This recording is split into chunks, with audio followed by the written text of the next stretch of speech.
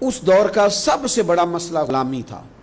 آج بھی مسائل ہوں گے، ہمارے ہاں سب سے بڑا مسئلہ پیسہ ہے، تو لوگ سمجھتے ہیں کہ بس کسی طریقے سے یہ آ جائے تو شاید باقی سارے مسئلے حل ہو جائیں۔ حالانکہ کسی پنجابی شاعر نے کہا تھا کہ دل دے اندر وسن والا مالک یہ مہمان نہیں ہوندا تے چوکھا رزق بھی جوڑ لئیے تے بانج نصیبوں کھان نہیں ہوندا۔ لیکن بعض لوگ سمجھتے ہیں کہ شاید سارا کچھ پیسہ ہی ہے اور اسی میں وہ باتوں کو تولتے رہتے ہیں، اسی میں سارا کچھ کرتے رہتے ہیں۔ اس دور کا سب سے بڑا مسئلہ غلامی تھا، اور غلام بکتا تھا اور پھر اس کے بچے بکتے تھے۔ تو جب کوئی غلام آزاد ہوتا تھا نا تو وہ سمجھتا تھا کہ اب تو میں دنیا میں آ گیا ہوں۔ آزادی ایک بہت بڑی نعمت ہے، بہت بڑی نعمت۔ بندہ جب آزادانہ گھومتا ہے نا، دیر کے بعد ایک قول پڑھا حضرت علی کا، شاید پہلے پڑھ لیتے تو کچھ سوچیں اور ہوتی ہیں۔ آپ نے فرمایا تھا اسے مبارک ہو جسے تھوڑے لوگ جانتے ہیں، اسے مبارک ہو۔ ایک وقت ایسا آتا ہے کہ انسان تو اپنی مرضی سے اپنے دوستوں کے پاس بھی نہیں بیٹھ پاتا، وہ تو اپنی مرضی سے گھوم پھر بھی نہیں سکتا، ایسے حالات اس پر آتے ہیں۔ آزادی ایک بہت بڑی نعمت ہے زندگی میں، اسے سمجھیں۔ تو اہل عرب کے ہاں غلام کا آزاد ہونا اتنی بڑی نعمت تھی کہ وہ بندہ سمجھتا تھا دنیا میں آج آیا ہوں۔ حضرت زید بن حارثہ نبی پاک کے غلام ہیں۔ بچپن میں کسی نے اغوا کیا، مکے لا کے بیچا، اور پھر حضرت خدیجہ الکبریٰ رضی اللہ تعالی عنہا کے ذریعے حضور کی بارگاہ تک آ گئے۔ ان کے والد اور چچا اور ایک روایت میں ان کا بھائی پیسے لے کے حضور کی بارگاہ میں آئے، کہا ہمارا بیٹا آپ کے پاس ہے، یہ پیسے لے لیں، ہمیں دے دیں، ہم نے لے کے جانا ہے۔ تو نبی کریم صلی اللہ علیہ وسلم نا بات سن کے مسکرائے۔ کچھ مسکراہٹیں بڑی معنی خیز ہوتی ہیں۔ حضور مسکرائے، فرمایا میں زید کو بلاتا ہوں، اگر وہ تمہارے ساتھ جانا چاہے تو یہ پیسے تم ساتھ اپنے پاس رکھو، ایسے مفتی لے جانا اگر جانا چاہے۔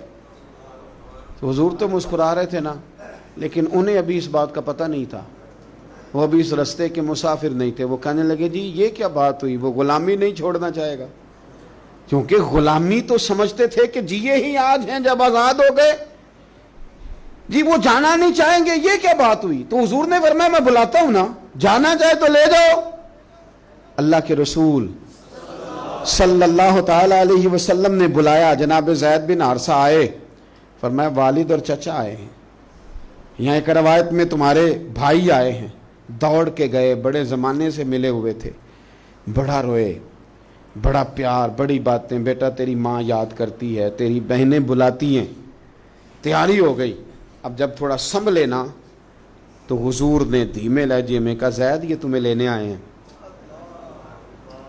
اگر تم جانا چاہو تو میری طرف سے پابندی کوئی نہیں۔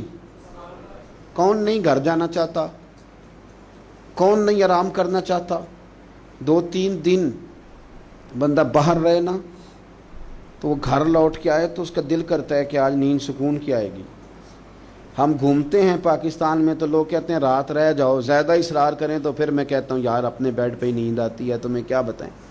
گھر کون نہیں جانا چاہتا، اپنے بہن بھائیوں سے کون نہیں ملنا چاہتا؟ قرار ہی سارا وہاں ہے، سکون اور راحت ہی وہاں ہے۔ اس کی تو خواب کبھی آ جائے بندے کو اپنے گھر کی تو وہ خواب بڑی تسلی دے جاتی ہے۔ تو حضرت زید سے حضور نے فرمایا جانا چاہو تو چچا کا تو خیال تھا نا کہ یہ دوڑ لگا دے گا، یہ بھاگ جائے گا۔ گھر قریب آتا ہے تو حضور بھی سواریاں، مدینہ قریب آتا تو تیز کر دیا کرتے تھے، تو یہ تو دوڑے گا۔ لیکن جب کہا نا جانا چاہو تو چلے جاؤ، تو حضرت زید دور کھڑے تھے، دوڑ کے آ کے حضور کے پیروں میں بیٹھ گئے، کہنے لگے سونے ہاں اماں بڑا پیار کرتی ہے، بہنیں انتظار کر رہی ہیں، پر آپ کو چھوڑ کے کون جائے؟ حضور آپ کو چھوڑ کے چلا جاؤں، یعنی آپ کو چھوڑ کے؟ بولے بریلی کے امام، کہنے لگے تیرے قدموں میں جو ہے غیر کا منہ کیا دیکھیں، تیرے قدموں میں جو ہیں، تیرے قدموں میں جو ہیں، تیرے قدموں میں جو ہیں وہ غیر کا منہ کیا دیکھیں؟ کون نظروں پہ چڑھے دیکھ کے طلبہ تیرا، اور فرمانے لگے تیرے ٹکڑوں پہ پلوں، مجھے غیر کی ٹھوکر پہ نہ ڈال، میں جھڑکیاں کھاؤں کہاں چھوڑ کے صدقہ تیرا۔ حضور یہی رہنا ہے، یہی رہنا ہے، ہمیں کوئی آزادی نہیں چاہیے، کوئی آزادی نہیں۔ یہ غلامی کئی آزادیوں پہ قربان کی، جب پیار ہو گیا، جب محبت ہو گئی تو انداز بدل گئے، طریقے بدل گئے۔